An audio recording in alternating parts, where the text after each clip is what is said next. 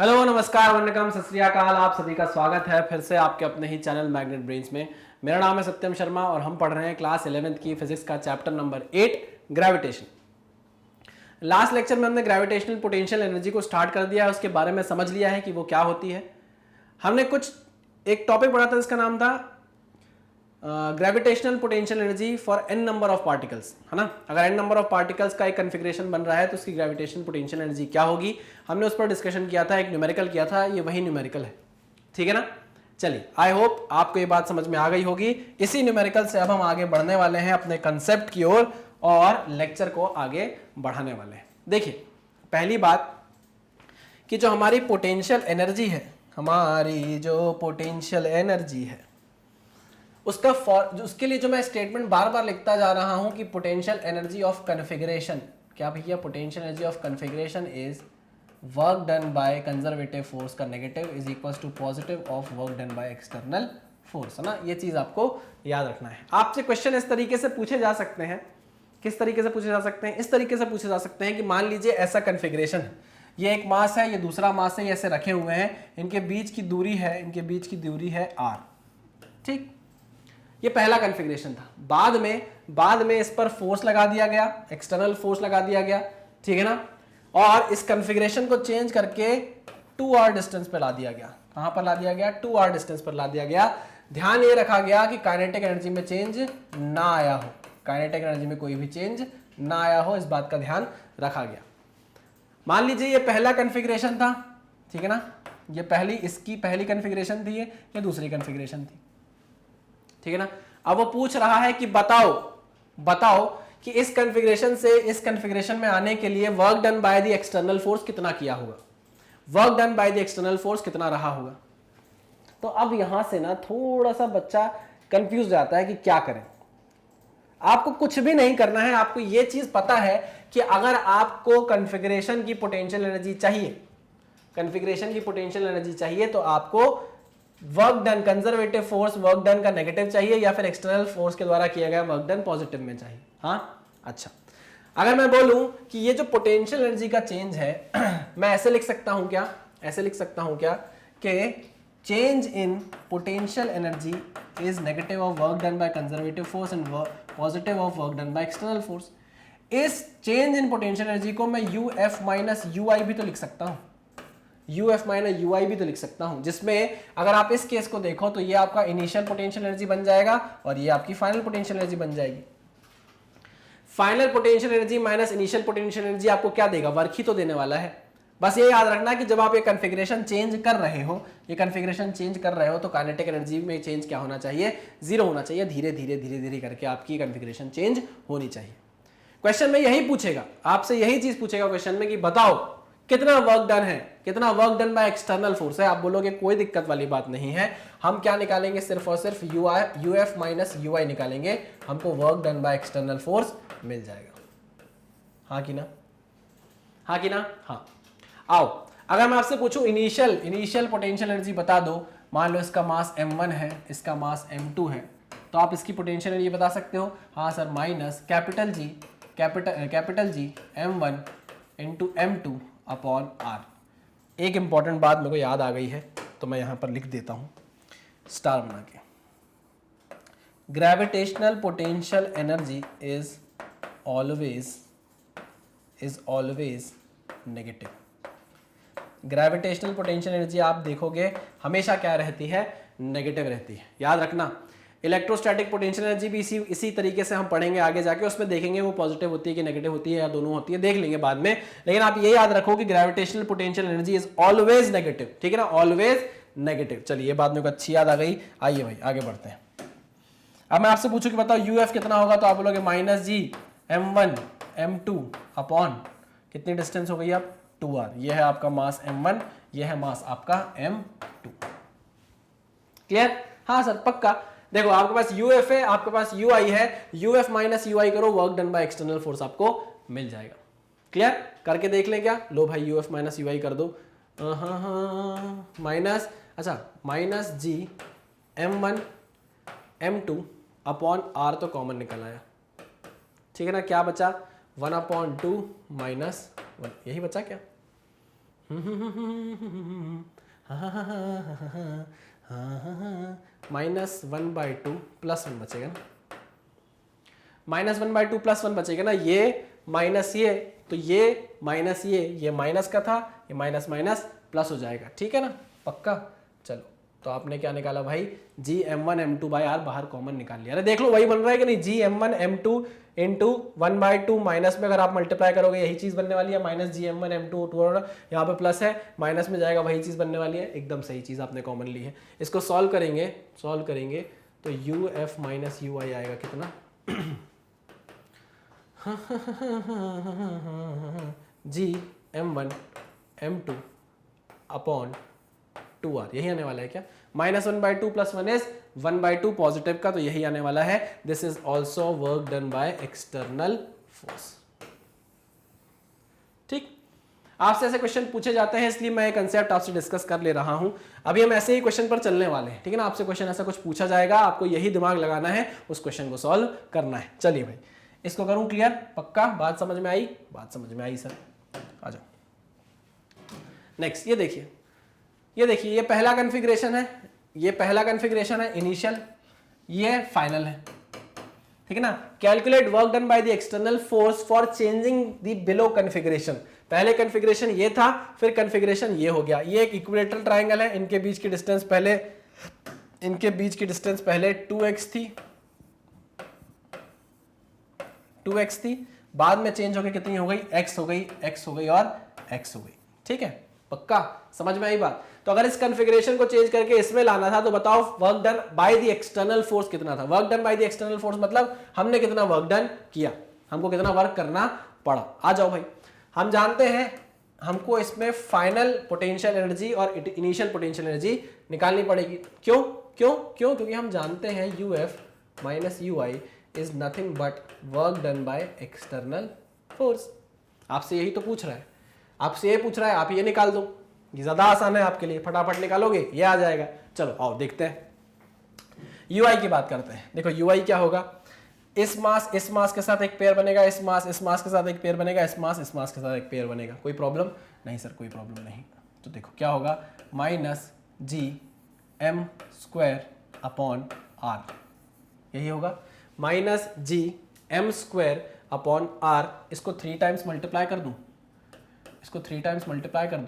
GM² upon 2x। हाँ sir ठीक है, 3 टाइम मल्टीप्लाई कर दिया ना। इसकी देखो मास सेम है, डिस्टेंस सेम है, मास सेम है, डिस्टेंस सेम है, मास सेम है, डिस्टेंस सेम है, यही आने वाला है, ठीक है ना। सीधे ऐड अप हो जाएगा, ये आ जाएगी वैल्यू, ठीक है ना।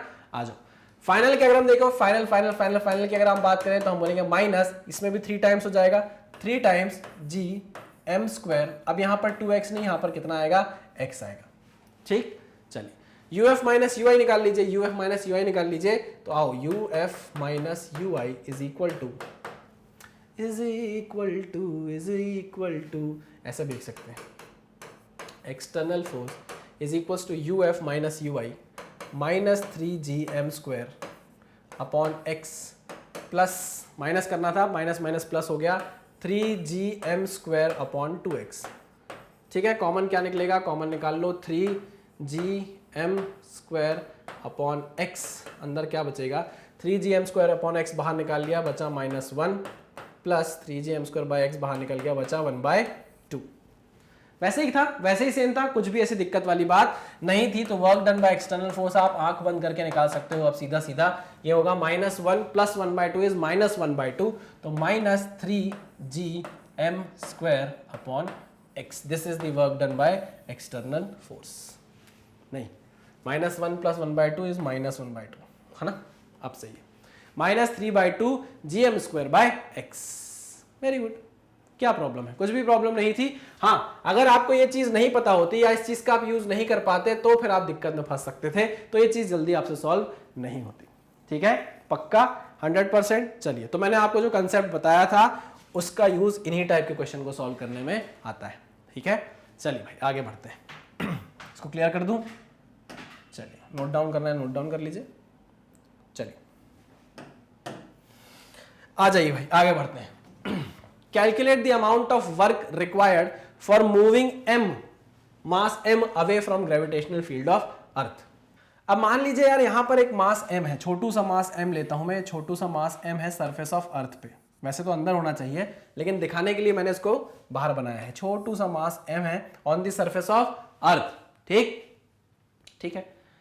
पूछ रहा है कि बताओ कितना वर्क लगेगा इस मास को इससे दूर ले जाके, कहां, अरे अरे अरे ये क्या हो गया, कहां ले जाना है, ग्रेविटेशनल फील्ड ऑफ अर्थ से दूर ले जाना है। अच्छा, एक बात बताओ, ग्रेविटेशनल फील्ड ऑफ अर्थ आपको कहां तक फील होगी, जस्ट इंफिनिटी के पहले तक, इंफिनिटी पर ही आपको ग्रेविटेशनल फील्ड ऑफ अर्थ महसूस नहीं होने वाली है। और वो आपसे बोल रहा है आप ले जाओ ग्रेविटेशनल फील्ड ऑफ अर्थ से दूर इस मास को, है ना। चलिए, तो ग्रेविटेशनल फील्ड यहां लिख रहा हूं मैं, gravitational field is absent at, is gravitational field is absent, is absent, is assumed to be absent, लिखो, is assumed to be absent, to be absent at infinity, at infinity। मतलब हमारे को इस मास को सरफेस ऑफ अर्थ से कहां ले जाना पड़ेगा, इंफिनिटी तक ले जाना पड़ेगा। ये है आपकी इंफिनिटी। हम यहां जानते हैं, यहां पर हम जानते हैं कि पोटेंशियल एनर्जी एट इंफिनिटी कितनी होती है, 0 होती है। वाह वाह वाह, बहुत बढ़िया। अच्छा, आप मुझे ये बता सकते हो, अगर मैं आपको बोल दूं, अगर मैं आपको खुद बता दूं कि क्या की do you love me are you riding, ये देखो, अगर इसका रेडियस, अर्थ का रेडियस r है, आपको मैंने बता दिया अर्थ का रेडियस r है और इसका मास क्या है, कैपिटल M है। चलो, अब आप मुझे ये बता सकते हो क्या कि इनिशियल पोटेंशियल एनर्जी कितनी होगी, इनिशियल पोटेंशियल एनर्जी कितनी होगी, नेगेटिव होगी, नेगेटिव होगी, capital G, capital M, mass of earth, mass of this छोटू सा ऑब्जेक्ट डिवाइडेड बाय कितना distance, capital R, radius of earth, है ना, अर्थ के सरफेस पर है इसलिए कैपिटल R, ठीक है। फाइनल U फाइनल कितना है, U फाइनल 0 है क्योंकि इन्फिनिटी पर हम जानते हैं कि पोटेंशियल एनर्जी कितनी होती है। तो बढ़िया, इसको हम जब लेकर जाएंगे, जब हम इसको लेकर जाएंगे इस मास M को, तो अब आपको कैलकुलेट करना है कि कितना वर्क आपने किया है। यार आपको पता तो है, आपको पता तो है कि UF minus UI is nothing but work done by external force, हाँ कि ना, ठीक है, क्लियर। चलिए, UF कितना है, UF कितना है, UF है 0, UF है 0 माइनस UI कितना है, माइनस माइनस हो जाएगा plus, capital M small m upon R is equals to work done by external force. अरे बाप रे, कितना आसान था। Work done by external force in moving mass m from the surface of earth to away from gravitational field of earth कितना होगा, positive of capital G capital M into small m upon R। Okay, this is the work done by external force. क्या tough था, कुछ भी तो नहीं था, simple सी बात है। देखो इस पे ये क्या है, ये सारे कंसेप्ट है, मैं आपको आउटलाइन समझा रहा हूं चीजों को लेकर। आप इस चीज को न्यूमेरिकल्स में कल के दिन देख सकते हो सकता है कि ये सारी चीजें आपको डेटा के साथ आ जाए, डेटा आपको दिया होगा, आप सीधे डेटा यहां पर रखना, आपके पास आंसर आ जाएगा। और अगर आपको ये फॉर्मूला नहीं याद है तो आप ये भी तो जानते हो कि कैसे निकालना है। बहुत इजी सी प्रोसेस थी, वो हमने की और हमारे सामने निकल आया work done by external force. ठीक है, चलिए इसको करता हूं मैं इरेज, आगे बढ़ते हैं, बढ़ूं, चलो आ जाओ। अब एक चीज जो हम पहले पढ़ चुके हैं उसी चीज को हम दोबारा पढ़ रहे हैं। पढ़िए, हेडिंग क्या है, how gravitational potential energy is mgh। Gravitational potential energy को हम mgh क्यों लिखते हैं, इसके बारे में जरा सी डिस्कशन हमको करनी है। मान लीजिए ये हमारी अर्थ है, मान लीजिए हमारी अर्थ है, कैपिटल मास m की, ये उसका क्या है, सेंटर है, ये क्या है, अर्थ की रेडियस है, कैपिटल R। ठीक, मान लीजिए हमने अपने मास को अर्थ के सरफेस से उठाया और कहां ले गए, h हाइट ऊपर ले गए, कहां ले गए, h हाइट ऊपर ले गए। ठीक है, चलिए, ओहो h हाइट ऊपर ले गए, इसको आप थोड़ा नीचे तक ले आओ, ठीक है ना, अर्थ के सरफेस से h हाइट ऊपर तक ले गए। ठीक है, कोई बात नहीं, आ जाओ। तो आपसे अगर पूछा जाएगा कि बताओ यहां पर पोटेंशियल एनर्जी कितनी होगी या आपने कितना वर्क किया, कुछ भी पूछा जा सकता है। वर्क अगर आपसे पूछा जाएगा तो फाइनल माइनस इनिशियल कर देंगे, है ना। चलो पूछते हैं, यहां पर फाइनल पोटेंशियल एनर्जी बताओ कितनी होगी, तो आप बोलोगे यहां पर फाइनल पोटेंशियल एनर्जी होगी sir capital G capital M small m upon R plus H, है ना, आर प्लस एच। ठीक, सिमिलरली अगर आपसे बोले कि यहां बताओ इनिशियल पोटेंशियल एनर्जी कितनी होगी, आप बोलोगे minus G capital M small M upon R at the surface of earth. ठीक, ठीक है, चलिए वो पूछ रहा है how gravitational potential energy is mgh, कैसे आप mgh बोलने लग गए। तो चलिए एक सफर है, इस सफर को तय करते हैं, देखते हैं कि कैसे बोलने लग गए भाई। हमको किसी ने बताया तो नहीं था, है ना, किसी ने किया होगा और उसके बाद बोला होगा कि ऐसा करना, हमारे कान में कोई बोल के तो नहीं गया कि ऐसा करो। चलिए उस चीज का थोड़ा सा बैकग्राउंड चेक कर लेते हैं। आइए देखिए, we know that work done by external force is nothing but change in potential energy. ठीक है, चलिए तो work done by external force, या मैं बोलूं चेंज इन पोटेंशियल एनर्जी। चलिए हाँ, यूएफ कितना है, minus G capital M small M upon R plus H, minus minus plus हो जाएगा, ये हो जाएगा capital G capital M small M upon R. ठीक, कॉमन ले लेते हैं, चीजें क्या कर लेते हैं भाई, कॉमन ले लेते हैं। अच्छा, हमको निकालना क्या है, how gravitational potential energy is mgh, हमको ग्रेविटेशनल पोटेंशियल एनर्जी निकालनी है ना, ये चेंज इन पोटेंशियल एनर्जी चलने दो भैया, एक्सटर्नल वर्क नहीं पूछा है। आओ, माइनस नहीं रहते, रख देते हैं capital G capital M small M, और कुछ कॉमन निकाले नहीं, और कुछ कॉमन नहीं निकाल रहे, ये हो गया minus 1 upon R plus H plus 1 upon R. ठीक है ना, चलो अगर माइनस कॉमन निकालना है भैया तो माइनस कॉमन निकाल लो, minus capital G capital M small M, है ना, माइनस बाहर निकला तो ये क्या बन जाएगा 1 upon R minus 1 upon R plus H, H नहीं एच। ठीक है, आओ, is equals to minus capital G capital M small M, bracket में इसको सॉल्व करेंगे, कितना आ जाएगा R plus H minus R upon R into R plus H. मेरे स्कूल की टीचर थी, बहुत ही प्यारी इंग्लिश थी मैडम की, वो बोलती थी कि एच नहीं होता है सत्यम, एच होता है। क्या होता है, एच होता है। ठीक है ना, आप लोग भी समझना, एच नहीं होता है, एच होता है। चलिए, तो मैंने जो सीखा वो मैंने आपको बता दिया, minus capital G capital M small M, bracket में लिखेंगे आर प्लस एच, ये कट गया, इससे बचा क्या एच अपॉन, एच नहीं sir, H, R plus H. ठीक है, चलिए आइए, तो यहां पर चेंज इन पोटेंशियल एनर्जी कितना आ रहा है, आ रहा है minus capital G capital M small M H upon R into R plus H. ठीक है ना, चलिए अगर आपको थोड़ी सी चीजें याद है पुरानी क्लासेस की तो मैं उसी तक आपको लेकर चलता हूं। हम जानते हैं एट अर्थ सरफेस, समझना मेरी बात को, अर्थ के सरफेस पे हम ये मानते हैं कि g जो होता है वो capital G capital m upon R square के बराबर होता है। This implies g R square is equal to G M होता है कि नहीं होता, बिल्कुल होता है। अगर हम ये बोले if h is very very very very very less than r, h is very very very less than r, तो हम बोल सकते हैं कि वो कहां है, अर्थ के सरफेस पे, है ना। देखो h is less than very very very less than r, तो हम बोल देंगे कि भैया ये h ज्यादा है ही नहीं, अर्थ के सरफेस के आसपास ही है। ठीक है, तो हम क्या बोल सकते हैं, देखना जरा, थोड़ा सा चेंज करूंगा मैं एक्सप्रेशन को, देखिएगा, delta u is equals to, अब देखो gm को आप क्या लिख सकते हो, gm को आप क्या लिख सकते हो, जी आर स्क्वायर, ये देखो माइनस जी आर स्क्वायर,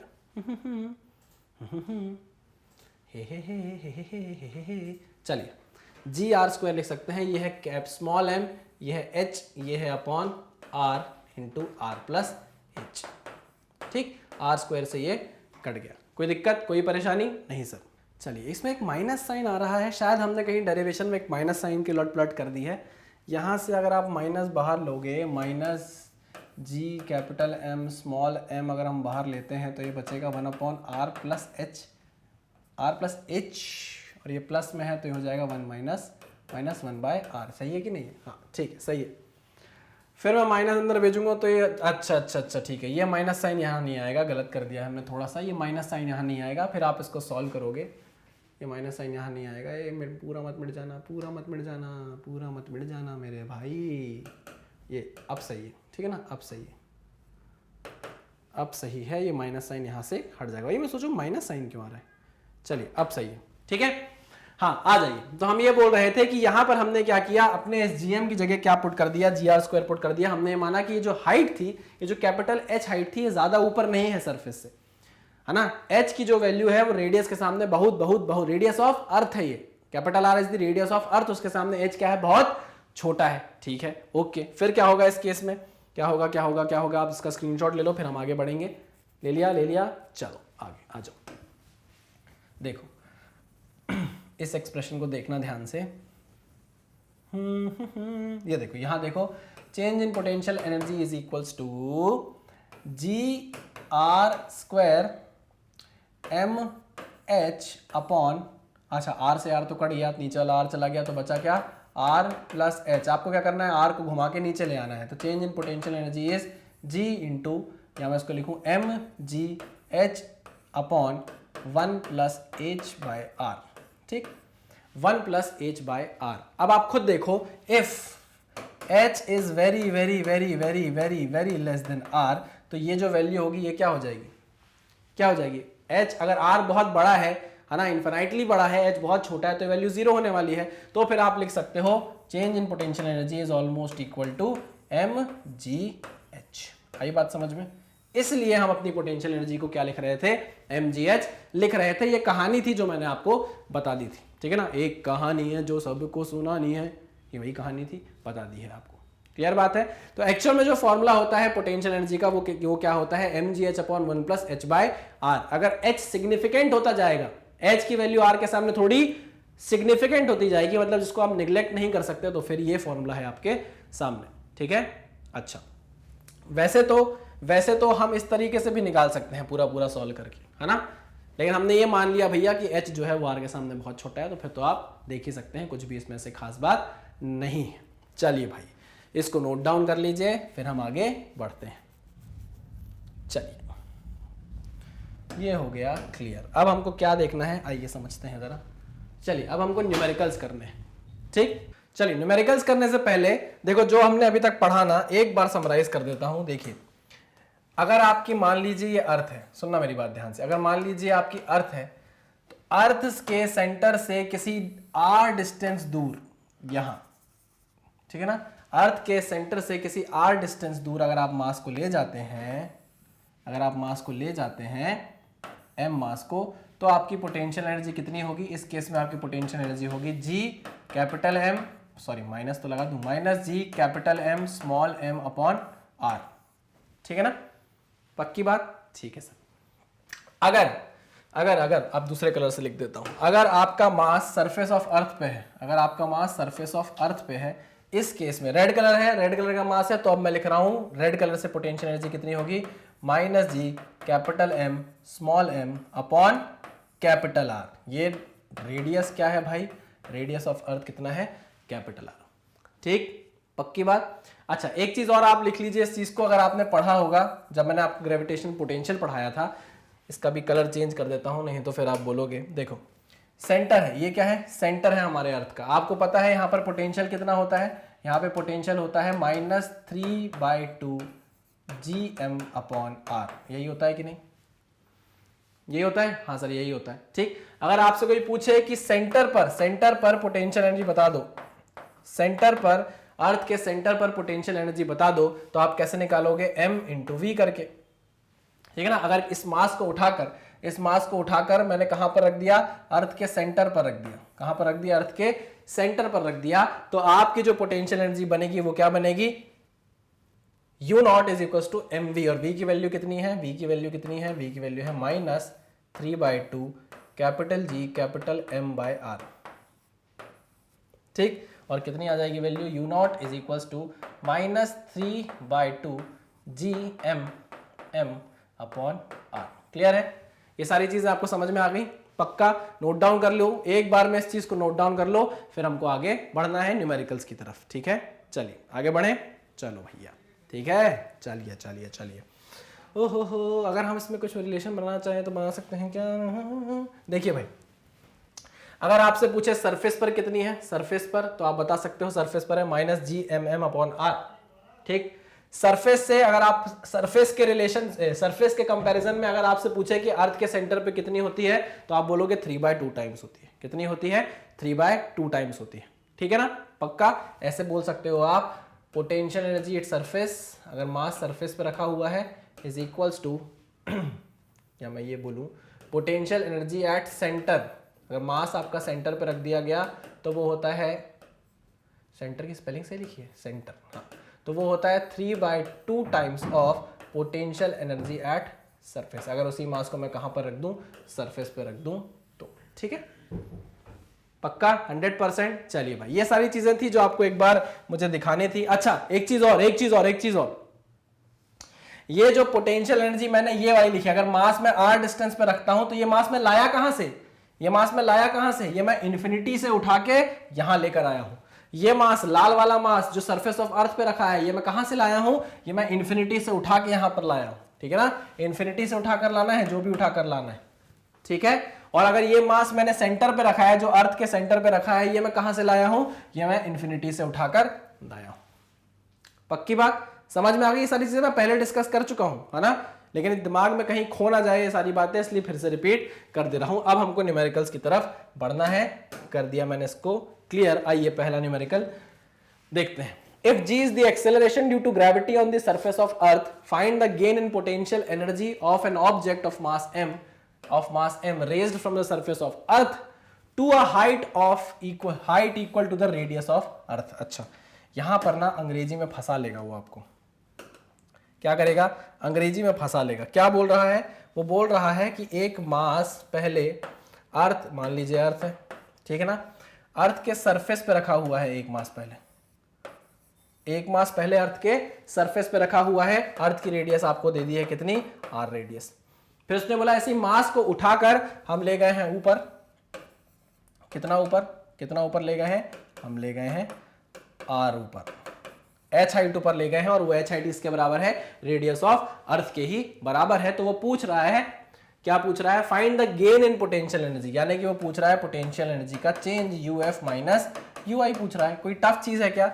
यहां पर आप ui नहीं बता सकते हैं, यहां पर आप ui नहीं बता सकते हैं, बिल्कुल बता सकते हैं। क्या होगा, -g capital M small m upon r। ठीक है, अगर मैं आपसे पूछूं यहां पर कितनी होगी, इस पोजीशन पर कितनी होगी हमारी पोटेंशियल एनर्जी, तो आप बोलोगे -g capital M small m upon 2 times of r, यही तो होगा बस। अब आपसे गेन पूछ रहा है, तो आप बोलो gain in potential energy, gain in gravitational potential energy is uf minus ui। This implies uf की वैल्यू कितनी है, -g capital M small m upon 2r, minus minus plus g capital M small m upon r। Common निकाल लीजिए, क्या common निकाल लें, -g capital M small m upon r common निकाल लेते हैं, अंदर बचेगा 1 माइनस ही तो होगा ना, हाँ 1 माइनस 1 ये होगा 2, 1/2 -1। सही है, इतने पास से क्या दिखता ही नहीं है। हाँ, क्या बोल रहा था, मैंने -Gmm अपॉन r कॉमन निकाल लिया, तो अंदर क्या बचा 1/2, माइनस ही बनेगा, माइनस माइनस प्लस, ये हो जाएगा 1। ठीक है, इसको सॉल्व करेंगे तो वैल्यू कितनी आएगी, -g capital M small m upon r, 1/2 -1 is -1/2, minus minus हो जाएगा प्लस, तो ये आ जाएगा Gmm अपॉन 2r। क्लियर है? So this is gain in potential energy. अब आप ये भी जानते हो कि आप gm को क्या लिख सकते हो, gm को आप लिख सकते हो gr²। ठीक है ना, यहाँ वैल्यू पुट करोगे, अगर gm की जगह gr² पुट करोगे तो mgr/2 आ जाएगा, गेन इन पोटेंशियल एनर्जी। आपको आंसर इस फॉर्म में भी मिल सकता है, mgr/2 इस फॉर्म में भी मिल सकता है, कोई बड़ी बात नहीं है। अच्छा क्वेश्चन था, चलिए आगे बढ़ते हैं। नेक्स्ट क्वेश्चन पे चलूं, कर दूं, डिलीट कर दीजिए सर, आ जाइए नेक्स्ट क्वेश्चन। चलिए नेक्स्ट क्वेश्चन पर चलते हैं। The gravitational potential difference between the surface of a planet and a point 20 metre above it is 16 joule per kg। आपको क्या दिया हुआ है भाई, पोटेंशियल डिफरेंस दिया हुआ है surface of a planet and 20 metre above. ठीक है ना, potential difference given is,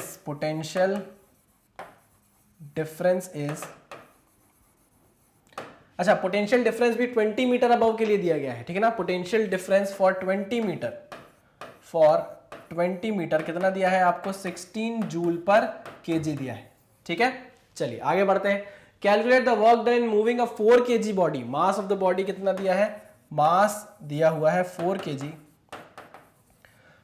4 kg body by 8 metre on a slope of 60 degree. 8 metre on a slope of 60 degree, एक ऐसा स्लोप है 60 डिग्री का, इसमें आपको कितना चलना है, 8 मीटर चलना है on a slope of 60 degree. मतलब आप वर्टिकली कितना ऊपर जाओगे, वर्टिकली कितना ऊपर जाओगे, देखो सुनो मेरी बात। ग्रेविटेशनल पोटेंशियल डिफरेंस जो आपको दिया गया है वो surface of a planet and 20 metre above दिया है, ठीक है ना। आपको वर्टिकल हाइट के लिए दिया गया है 20 मीटर अबव, जो वर्टिकल हाइट होगी 20 मीटर की, उसके लिए आपको 16 जूल पर केजी का पोटेंशियल डिफरेंस दिया गया है। लेकिन आपको वो क्या बोल रहा है, calculate the work done in moving a 4 kg body. आपको एक 4 kg बॉडी को क्या करना है, एक ऐसी स्लोप में 8 मीटर तक धकेलना है ऊपर तक। तो बताओ कितना वर्क डन किया होगा। भैया हमको जो यहां पर पोटेंशियल डिफरेंस दिया गया है वो वर्टिकल हाइट के लिए दिया गया है, तो हम यहां पर कैलकुलेट करेंगे कि हमारे जो मास है उस मास ने कितना, एक सेकेंड, छींक आने लग गई मुझे, छींक आ रही है, नहीं आ रही सॉरी। हाँ, तो मैं ये बोल रहा था कि हमको उसने बोला है 4 kg ब्लॉक को आपको स्लांट हाइट पर लेकर जाना है 8 मीटर तक, लेकिन हमको तो पता है कि भाई हमको जो पोटेंशियल डिफरेंस दिया है वो वर्टिकल हाइट के लिए दिया है। सिंपल सी बात है, वर्क डन हमको निकालना है तो हम करेंगे भाई ये वर्टिकल हाइट कैसे भी पता चल जाए, बस हमारा काम बन जाएगा। आई एम सॉरी मैंने बोला था ना, आ रही है, ठीक है। चलिए वर्टिकल हाइट कितनी होगी, वर्टिकल हाइट होगी 8 sin 60, I am sorry 8 sin 60, ठीक है, पक्का। आइए अब क्योंकि ग्रेविटेशनल पोटेंशियल डिफरेंस और ग्रेविटेशनल वर्क डन की बात हो रही है, तो हमको पता है कि जो वर्क होगा भाई, वर्क जो होगा वो ग्रेविटेशनल वर्क जो होगा, ग्रेविटेशनल फोर्स के द्वारा जो वर्क किया जाता है, आप खुद जानते हो कि वो क्या है, कंजर्वेटिव फोर्स है, वो पाथ पे डिपेंड नहीं करता। इसलिए मैं वर्टिकल हाइट पता कर ले रहा हूं। sin 60 कितना होता है, sin 60 होता है √3/2, ठीक है ना। तो ये हो जाएगा 8 × √3/2, कितना हो जाएगा 4√3, ठीक है ना, 4√3 मीटर ऊपर जाएगा। वर्टिकल हाइट है 4√3 मीटर, ठीक है ना। चलिए तो वर्टिकल हाइट लिख देता हूं यहां पर, vertical height moved, vertical height achieved is 4√3 metre. अब मेरी बात ध्यान से सुनना, आपको वर्क डन निकालना है।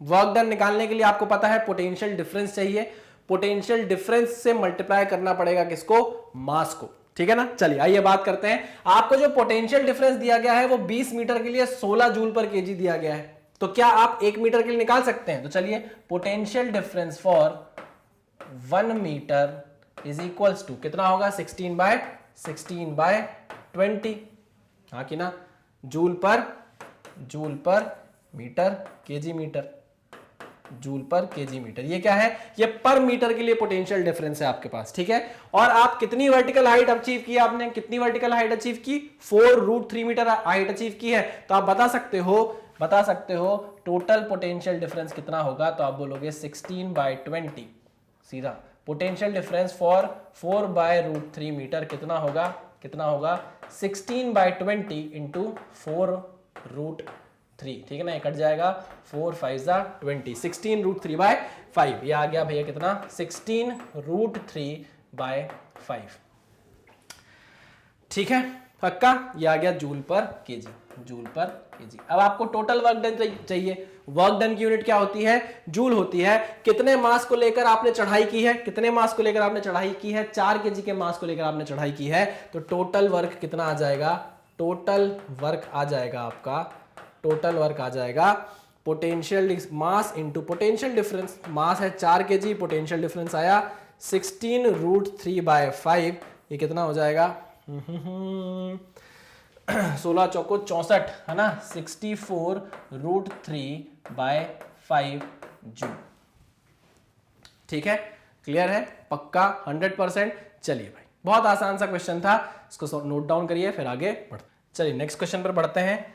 आओ नेक्स्ट क्वेश्चन क्या है, हाँ, 2 particles of mass small m and capital M are initially at rest, बिल्कुल बात को समझिएगा, at an infinite distance apart, ठीक है। They move towards each other and gain speeds due to gravitational attraction. देखो जो स्पीड गेन हो रही है वो सिर्फ और सिर्फ ग्रेविटेशनल अट्रैक्शन के कारण हो रही है। Find their speed when the separation between the masses become equal to d। ठीक है, आओ देखो इनिशियली जो मासेस है, मान लो ये स्मॉल m है और ये कैपिटल M है, ठीक है ना।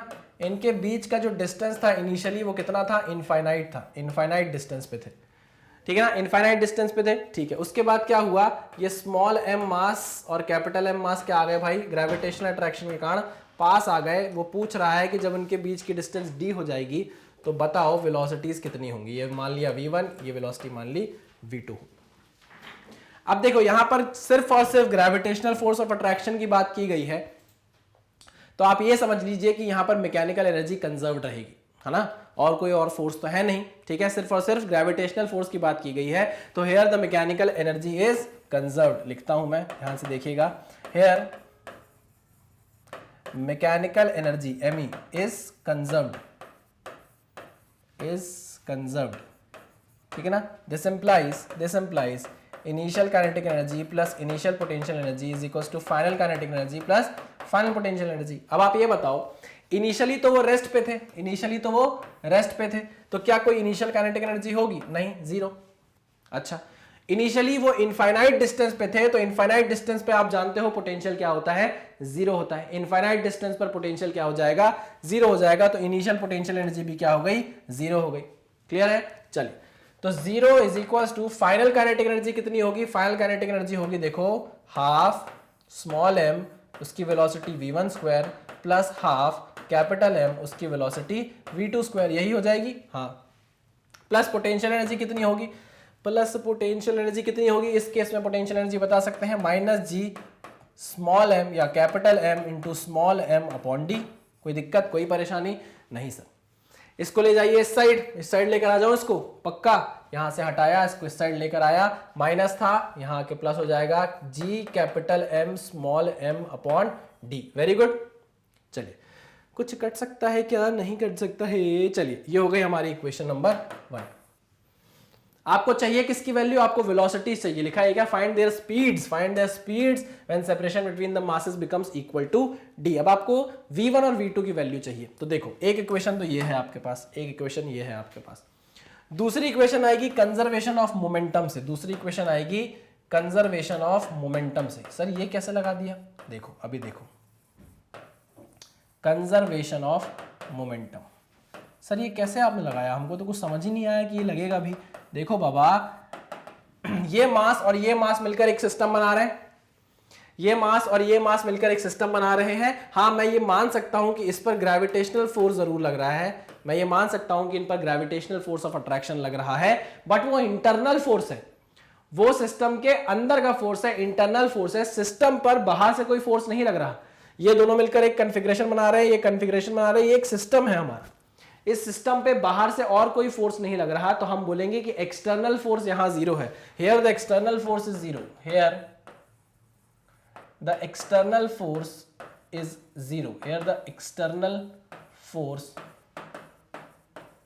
on the system is zero। System पर इंटरनल फोर्स है, मैं ये नहीं बोल रहा कि इंटरनल फोर्स नहीं है, बट एक्सटर्नल कोई फोर्स नहीं है, और हम जानते हैं कि F एक्सटर्नल अगर होता है तो वो मास इंटू एक्सेलरेशन के बराबर होता है, या हम ये बोल सकते हैं कि वो rate of change of momentum के बराबर होता है कि नहीं होता है। अगर एक्सटर्नल फोर्स जीरो हो गया तो हमारा मोमेंटम क्या हो जाता है, कंजर्व हो जाता है, बिल्कुल हो जाता है। मतलब क्या, मतलब आप यहां देखिए, इसको मिटा दूं क्या, चलिए इसको मिटाता हूं।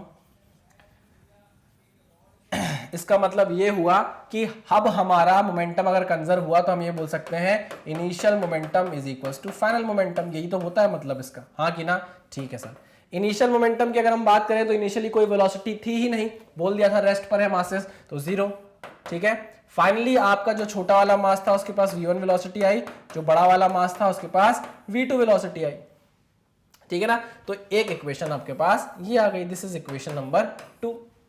यहां से आप v1 की वैल्यू निकालिए और पहली वाली इक्वेशन में पुट कर दीजिए, आपके पास आंसर आ जाएगा, ठीक है ना। इन केस अगर आपने वो नोट डाउन नहीं किया है तो वीडियो को थोड़ा पीछे लेकर जाएंगे तो आपके पास इक्वेशन नंबर 1 आ जाएगी, ये इक्वेशन नंबर 2 है। V1 की वैल्यू निकालिए, पुट करिए, V2 की वैल्यू निकालिए। मैं आपको बता देता हूं कि वैल्यू एक्चुअल में कितनी आएंगी। This is the value of V1 and this is the value of V2। ठीक है, पक्का इस फॉर्मूले को याद कर लीजिए, इस फॉर्मूले को याद कर लीजिए। डी की वैल्यू कुछ भी देता है कल के दिन, आपके लिए फॉर्मूला काम आ सकता है। ठीक है, चलिए भाई, चलिए इसको नोट डाउन कर लीजिए, इस फॉर्मूले को नोट डाउन कर लीजिए, फिर हम आगे बढ़ते हैं। ये इसको भी नोट डाउन कर लीजिए। चलिए भाई नेक्स्ट क्वेश्चन, और शायद हमारा लास्ट क्वेश्चन भी होने वाला है वो, तो चलिए उस पर चलते हैं। बहुत ही बेहतरीन क्वेश्चन है, बहुत अच्छा क्वेश्चन है, बहुत अच्छे से देखिएगा क्वेश्चन को। ठीक है, आइए डिस्कस करते हैं क्वेश्चन, डिस्कस करते हैं क्वेश्चन। अभी कोई भी जल्दीबाजी नहीं है क्वेश्चन को सॉल्व करने की, समझेंगे फिर क्वेश्चन को करेंगे। Distance between centres of 2 star, 2 star आपको दिए हुए हैं और उनके बीच का डिस्टेंस कितना है, 10a है। कितना है भाई, 10a है। The masses of these stars are m and 16m, ये m है, ये 16m है। ठीक है, and their radius are a and 2a, ये 2a है। 20 बना हुआ है लेकिन ये 2a है। अच्छे से लिख देता हूं यार, क्या है भैया, ये 2a है। ठीक, A body is fired straight from the surface of the larger star, straight from the surface of the larger star। यहां से देखो ये पॉइंट है, यहां पर आपकी बॉडी रखी हुई है, इसको प्रोजेक्ट किया गया है, लिखा हुआ है body is fired straight from the surface of the larger star towards the smaller star, towards the smaller star. What should be its minimum initial speed to reach the surface of the smaller star. देखो समझने की कोशिश करेंगे। यहां पर इस बड़े वाले मास के कारण भी फील्ड बन रही होगी, इस छोटे वाले मास के कारण भी क्या बन रही होगी, फील्ड बन रही होगी।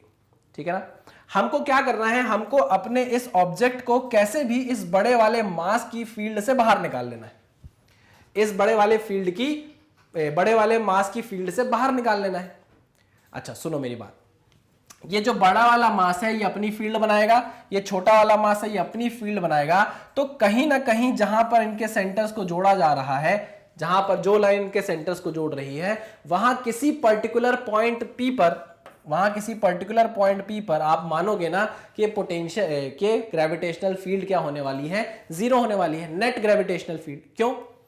क्योंकि इसकी फील्ड भी होगी इंडिविजुअल, इस छोटे वाले मास की, इस बड़े वाले मास की भी क्या होगी, अपनी इंडिविजुअल फील्ड होगी कि नहीं होगी, है ना। तो ये जो लाइन है जो इनके दोनों मासेस के सेंटर्स को ज्वाइन कर रही है, हम ये बोल सकते हैं कि यहां कहीं पॉइंट P पर नेट ग्रेविटेशनल फील्ड क्या होनी चाहिए, 0 होनी चाहिए, है ना।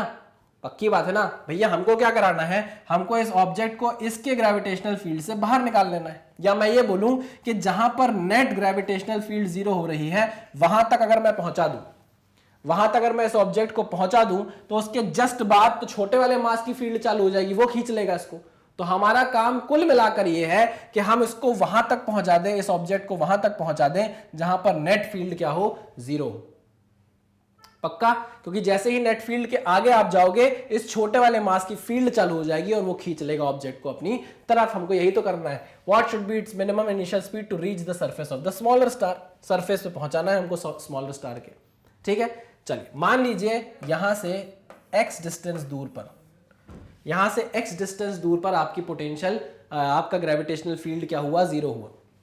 क्या बोल रहा हूं मैं, मान लीजिए इस छोटे वाले स्टार से x डिस्टेंस दूर पर आपका पॉइंट P है जहां नेट फील्ड क्या है, 0 है। तो फिर ये डिस्टेंस कितनी होगी, ये होगी सर 10a, पूरा 10a है माइनस x। अच्छा यहाँ पे r दिया हुआ है पहले से, ठीक है ना, डायग्राम में पहले से r दिया हुआ है तो मैं r ही मान लेता हूं, क्यों परेशान करूं अपने आप को। चलिए ठीक है ना, क्लियर है। हाँ सर, ऐसा क्वेश्चन हमने कभी किया है आज से पहले, ऐसा क्वेश्चन हमने कहीं किया है आज से पहले कि नेट फील्ड जहां 0 हो उसकी वैल्यू निकाल लें? बिल्कुल किया है, बिल्कुल किया है। समझ रहे हो कि नहीं समझ रहे हो? आप ये समझे कि इस बड़े वाले मास के कारण जो फील्ड होगी, जब तक वो ऑब्जेक्ट बड़े वाले मास की फील्ड से बाहर नहीं निकल जाएगा, वो दूसरे फील्ड में एंटर नहीं कर सकता।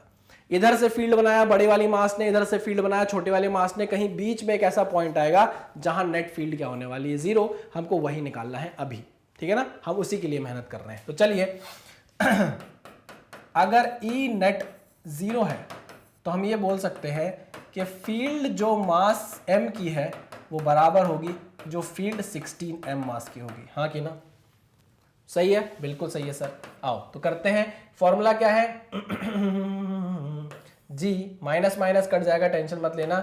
जी एम स्मॉल एम, जी स्मॉल एम, या मैं एम लिख दूं ना, स्मॉल एम तो है ही नहीं, G M upon R square. ये कितनी डिस्टेंस है? आर। हम पॉइंट पी पे निकाल रहे हैं, हम पॉइंट पी पे निकाल रहे हैं। कहां पर निकाल रहे हैं? पॉइंट पी पे। पॉइंट पी कितना दूर है? आर दूर है। तो R square is equals to capital G 16m upon ये कितनी दूर है? 10a माइनस आर का स्क्वायर, 10a माइनस आर का होल स्क्वायर। ठीक है, कोई दिक्कत, कोई परेशानी? देखो मैग्नीट्यूड तो बराबर होगा, तभी तो एक दूसरे को कैंसिल आउट कर रहे हैं। डायरेक्शन भले ही अपोजिट है। अरे आप देखो ना भाई, ई एम प्लस ई 16m ऐसे अगर मैं लिखता हूं तो ये दोनों के क्या है? मैग्नीट्यूड बराबर है, तभी तो ई नेट 0 आ रहा है ना? इसका मतलब ये हुआ कि m पर जो फील्ड है वो बराबर है माइनस ऑफ 16m के फील्ड के बराबर। डायरेक्शन अपोजिट है बट मैग्नीट्यूड क्या है? सेम है, तभी तो कट के 0 आ रहा है। ठीक, पक्का? हाँ चलिए आइए, ये सारी चीजें आपको पता है, हम पहले कर चुके हैं। चलिए भैया, हाँ तो हमको पता करना है r की वैल्यू। जी एम काट दीजिए, ये कितना आ जाएगा? 10a माइनस आर का होल स्क्वायर अपॉन आर का whole square is equals to 16। अब देखो, याद करो क्वेश्चन, वहां पर +2 -2 आया था। मैंने आपको बताया था कि +2 क्यों लेना है, -2 क्यों नहीं लेना है। वहां पर आप जाओगे पुराने लेक्चर में, देखोगे जब हम ग्रेविटेशनल फील्ड पढ़ रहे थे उस लेक्चर में जाइए और आपको पता चल जाएगा कि हम यहां पर एक ही वैल्यू लेंगे। अब देखो यहाँ स्क्वायर है, रूट लगाऊंगा, रूट लगा दूं, वैल्यू आ जाएगी कितनी? 10a minus R upon R is equal to +-4। अब मैं यहां पर सिर्फ प्लस वाली वैल्यू लेने वाला हूं, क्योंकि मुझे पता है कि माइनस वाली वैल्यू लेने से आंसर सही नहीं आने वाला। आप भी करेंगे, आपको भी समझ में आ जाएगा प्रैक्टिस से। लास्ट क्वेश्चन हमने किया था, उसमें -2 से सही नहीं आ रहा था आंसर, +2 से आया था, याद करो। ठीक है, चलिए आइए सॉल्व करते हैं आगे। 10a minus R is equal to, plus लेकर सॉल्व कर रहा हूं मैं, 4r, 10a is equal to 5r। R की वैल्यू कितनी आ गई? आर की वैल्यू आ गई 2a। आर की वैल्यू कितनी आ गई भाई? 2a आ गई। ठीक, मतलब इस छोटे वाले स्टार से ये p पॉइंट कितना दूर है? 2a दूर है, और इस बड़े वाले स्टार से कितना दूर है? 8a दूर है। टोटल डिस्टेंस कितनी थी? 10a थी। ठीक है। इस P पॉइंट पर क्या है? फील्ड हमने 0, नेट फील्ड हमने क्या मान ली? 0 मान ली। ठीक है, चलिए इस P पॉइंट पर इस 16m मास के कारण, या मैं बोलूं इस P पॉइंट पर 16m मास के कारण और इस छोटे वाले m मास के कारण पोटेंशियल होगा कि नहीं होगा? बिल्कुल होगा सर। पोटेंशियल कैसी क्वांटिटी है? Scalar quantity. मैं क्या करने वाला हूं आप ये समझिए, मैं ये करने वाला हूं कि कल नहीं, अभी मुझे क्या करना है? मुझे यहां से इस ऑब्जेक्ट को बस P तक पहुंचा देना है। तो मेरा काम यह है कि मैं कैसे बस इस P तक kinetic energy plus potential energy को इक्वेट कर दूं कि इस P पॉइंट पर कितना पोटेंशियल है या कितनी पोटेंशियल एनर्जी है उससे। नहीं आई बात समझ में? फिर से रिपीट करता हूं। देखिए, मैं ये बोल रहा था आपसे, सिंपल सी बात ये समझना कि मुझे ना क्या करना है, मुझे अपने ऑब्जेक्ट को, मान लीजिए ये मेरा ऑब्जेक्ट यहां रखा हुआ है, इसका मास है स्मॉल m। ठीक, मुझे इस स्मॉल मास को इतनी काइनेटिक एनर्जी देनी है, इनिशियल इतनी काइनेटिक एनर्जी देनी है कि वो क्या करे? वो इस P पॉइंट तक पहुंच जाए। इस P पॉइंट तक क्या करे? पहुंच जाए। जैसे ही इस P पॉइंट तक पहुंचेगा, वहां पर नेट फील्ड होगी 0, और जस्ट उसके थोड़ा सा आगे इस m मास की, इस कैपिटल M मास की फील्ड चालू हो जाएगी जो उसको खींच लेगी। उसके आगे, इस P पॉइंट के आगे मेरा काम नहीं है। मुझे क्या करना है? कैसे भी करके अपने इस ऑब्जेक्ट को जिसका मास स्मॉल m है, कहां तक पहुंचाना है? P पॉइंट तक पहुंचाना है। बस क्या देके? इनिशियल काइनेटिक एनर्जी देके। अच्छा, यहां पर पहुंचते पहुंचते इसकी फाइनल वेलोसिटी भी क्या हो जाएगी? 0। देखो, अगर उसकी फाइनल वेलोसिटी 0 हो भी गई P पॉइंट पर पहुंच के, तो कोई दिक्कत नहीं है, उसके बाद तो उसको खींच लिया जाएगा ना। कौन खींच लेगा? ये कैपिटल M मास खींच लेगा, क्योंकि उसकी फील्ड प्रेजेंट है P पॉइंट के बाद। हाँ कि ना? ठीक है सर। कुल मिलाकर आपको यह देखना है कि यहां पर मैकेनिकल एनर्जी को आप कंजर्व्ड कर पाओ। क्या कर पाओ? मैकेनिकल एनर्जी को आप कंजर्व कर पाओ। सुनना मेरी बात, इस पॉइंट पर इनिशियली, इस पॉइंट पर इसके पास पोटेंशियल एनर्जी होगी जो कि नेगेटिव में होगी। इनिशियली इस पॉइंट पर इसके पास पोटेंशियल एनर्जी होगी जो कि नेगेटिव में होगी। सिमिलरली पी पॉइंट पर जब ये पहुंच जाएगा स्मॉल मास, इसके पास फिर पोटेंशियल एनर्जी होगी जो कि नेगेटिव में होगी। हाँ कि ना? नेगेटिव एनर्जी उधार होती है, याद है कि नहीं? हमको काइनेटिक एनर्जी ये वो पैसा है, समझ गए? यहां पर potential energy, initial potential energy है आपके पास ui, और यहां पर P पॉइंट पर आपके पास फाइनल पोटेंशियल एनर्जी है। ये दोनों नेगेटिव में है, ये दोनों नेगेटिव में है जो कि उधार है। अब हम क्या करेंगे, इस पॉइंट को, इस स्मॉल मास को काइनेटिक एनर्जी देंगे, यानी कि पॉजिटिव एनर्जी देंगे। कितने की? वो पॉजिटिव एनर्जी किसके बराबर हो जानी चाहिए? इतने के बराबर होनी चाहिए जिसमें हम initial negative potential energy, final negative potential energy को क्या कर पाए? भेद पाए, खत्म कर पाए। नहीं आई बात समझ में? नहीं आई बात समझ में? समझने की कोशिश करना, मैं फिर से बताता हूं। देखो हम क्या कर रहे हैं, हम क्या कर रहे हैं? एनर्जी बैलेंस कर रहे हैं, समझने की कोशिश कर रहे हैं। हमने इस छोटू मास को काइनेटिक एनर्जी देना चाहिए। क्या देना चाहिए? काइनेटिक एनर्जी देना चाहिए, हाफ mv²। ठीक, पक्का?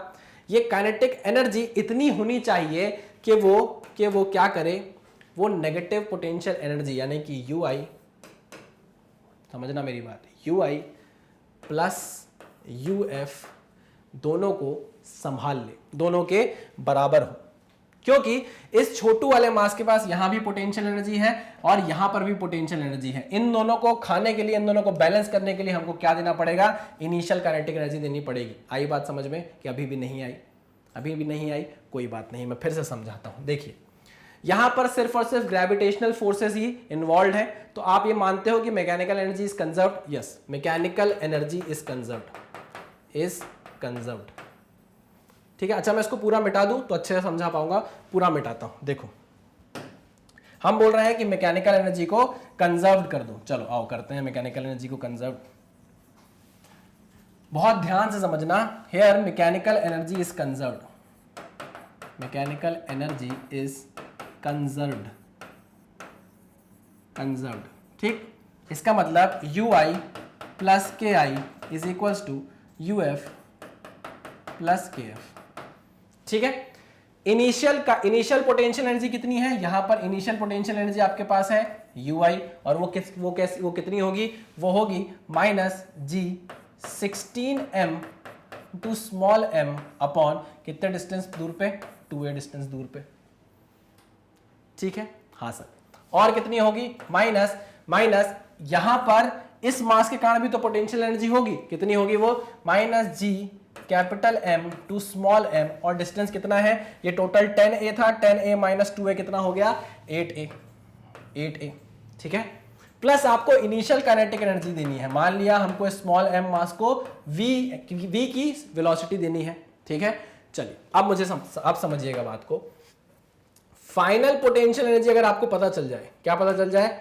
फाइनल पोटेंशियल एनर्जी अगर आपको पता चल जाए, बस आपका काम एकदम फिक्स हो जाएगा। क्योंकि यहां तक पहुंचते पहुंचते आपके अगर स्मॉल मास की वेलोसिटी 0 भी हो गई तो इसके बाद तो कैपिटल M मास बैठा है ना उसको खींचने के लिए, तो हम बोल रहे हैं कि फाइनल काइनेटिक एनर्जी क्या हो जाएगी? 0 हो जाएगी, ठीक।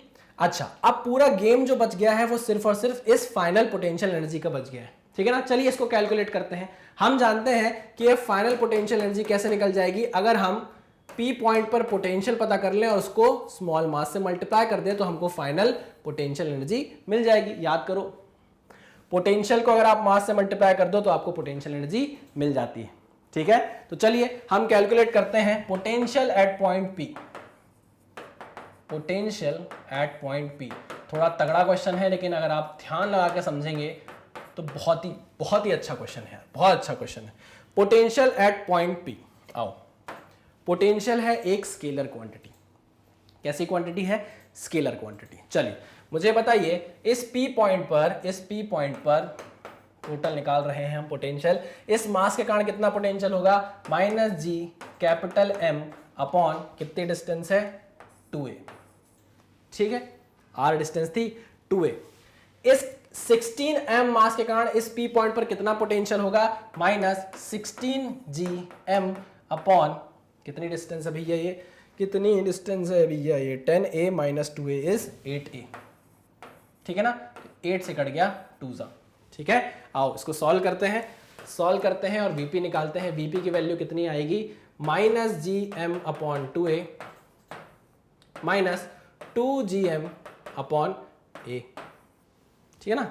चलिए 2a आ गया LCM, तो ये कितना हो जाएगा, minus GM minus GM minus ये कितना है a, ठीक है, 2 2 जा 4 माइनस 4GM, तो ये कितनी हो गई वैल्यू, पोटेंशियल एट पॉइंट निकल आया आपका minus 5GM upon 2a। Very good very good very good. Potential at point P निकल आया capital G capital M into minus 5 divided by 2a। बस आपका काम हो गया एकदम क्लियर। VP से आप मल्टीप्लाई कर दोगे स्मॉल m को, तो आपको क्या मिल जाएगी, फाइनल पोटेंशियल एनर्जी मिल जाएगी, यानी कि potential energy at point P। Clear, पक्का 100%। चलिए तो मैं क्या करता हूं, इस पर इस वैल्यू की जगह पुट कर देता हूं m इंटू VP। ध्यान से देखिएगा, ध्यान से देखिए, हमने क्या किया है, हमने इस पॉइंट P पर पोटेंशियल निकाला और इसको हम इस ऑब्जेक्ट के मास से मल्टीप्लाई करके इसकी फाइनल पोटेंशियल एनर्जी निकाल रहे हैं, ठीक है, क्लियर। चलिए चलिए चलिए चलिए मिटा दो उसको, हटा दो, स्क्रीनशॉट ले लो। चलिए आगे बढ़ते हैं। बहुत ही बेहतरीन क्वेश्चन है यार, मतलब वो होता है ना गरम गरम भजिए जैसे अच्छे लगते हैं ना, वैसे कितना शानदार क्वेश्चन है। देखिए आइए आप, इस VP की वैल्यू को मल्टीप्लाई कर रहा हूं मैं m से, ताकि मुझे पोटेंशियल एनर्जी मिल जाए फाइनल। तो ये लो FUF is equals to m minus 5 capital G capital M small m upon 2a, ठीक है। ये वैल्यू मैं कहाँ रखूंगा, यहाँ रखूंगा। आ जाओ आ जाओ आ जाओ आ जाओ आ जाओ आ जाओ आ जाओ, देखो मैं यहाँ पर वैल्यू पुट कर दूं, ये देखिए minus 5G capital M small m upon 2a। चलिए वेरी गुड। अब देखो क्या क्या कट रहा है, कुछ कट रहा है क्या, आ जाओ देख लो भैया, देखो देखो देखो देखो, small m small m small m small m काट दो, 2a हुए तो कट नहीं रहा, ठीक है। चलिए अब आपको इसको सिंप्लीफाई करना है, ठीक है ना। वैल्यूज आपको दी है नहीं दी है, आपको ऐसे ही सिंप्लीफाई करना है। तो चलिए मैं इसको सिंप्लीफाई करता हूं। चलिए तो यहां से हम देख सकते हैं कि यहां से हमारा 8a आ जाएगा LCM, ठीक है ना। ये हो जाएगा 2 से कट जाएगा 4 4 4, तो ये आ जाएगा v square is equal to 45GM upon 4a, ठीक है ना। इसको आप और सिंप्लीफाई करेंगे तो आपको किसकी वैल्यू मिल जाएगी, v की वैल्यू मिल जाएगी, और वो कितनी होगी 3/2 under root 5GM upon a। Clear है, कितना बढ़िया क्वेश्चन था। मैंने हर जगह से ठोक बजा के कोशिश की है कि आपको ये क्वेश्चन समझ में आ जाए। आपको बस इतना देखना था कि एनर्जी का कैसा खेल होगा। ये जो आप इनिशियल काइनेटिक एनर्जी को दे रहे थे, वो किस किस को बैलेंस कर रही है, वो इनिशियल पोटेंशियल एनर्जी और फाइनल पोटेंशियल एनर्जी को बैलेंस कर रही है। वो दोनों वैल्यू नेगेटिव में है। किस में है, नेगेटिव में है। हमको उतनी पॉजिटिव वैल्यू देनी पड़ेगी कि यहां तक आपका ऑब्जेक्ट आते आते वेलोसिटी 0 कर ले। बस यहां पर पहुंचे, और देखो क्योंकि मिनिमम बोला है ना, मैक्सिमम थोड़ी ना बोला है कि इसके बाद भी इसके पास वेलोसिटी रहे। मिनिमम इतनी वेलोसिटी दी जाए कि वो यहां तक पहुंचते पहुंचते रुक जाए, और उसको कौन खींच ले, ये मास खींच ले। तो मैंने बस वही किया है, मैंने सिर्फ और सिर्फ वही किया है। ये देखो, ये सिर्फ अकेला पॉजिटिव में है, देखो ये पॉजिटिव में है, बाकी ये सारी एनर्जीज किस में है, नेगेटिव में। तो ये अकेला इन सारी नेगेटिव एनर्जी को बैलेंस करेगा, और काइनेटिक एनर्जी फाइनल इस पॉइंट पर जाके 0 कर देगा। बस इतना खेल था और कुछ भी नहीं था। मैं शत शत नमन करता हूं इस क्वेश्चन को, बहुत ही बढ़िया क्वेश्चन था, ठीक है। चलिए भाई, इसी के साथ करते हैं इस लेक्चर को खत्म। बहुत मजा आया इस क्वेश्चन को करने में। अरे आपने ऐसा तो नहीं लिखा था कि नहीं लिखा था, हाँ लिख लीजिए भाई, इसको स्क्रीनशॉट ले लीजिए। चलिए भाई, लेक्चर को करते हैं खत्म। बहुत अच्छा लगा, अगले लेक्चर में मिलेंगे, और स्टार्ट करना है हमको अब नया टॉपिक जिसका नाम है एस्केप वेलोसिटी, ठीक है। मिलते हैं नेक्स्ट लेक्चर में। ये चीज आपको अच्छे से समझनी है, एनर्जी का कंसेप्ट। एनर्जी का कंसेप्ट जब तक आप नहीं समझोगे, एस्केप वेलोसिटी आपको समझ में नहीं आएगी, ठीक है भाई। चलिए नेक्स्ट लेक्चर में मिलते हैं, तब तक सावधान रहिए, सतर्क रहिए, पढ़ते रहिए। Thank you very much.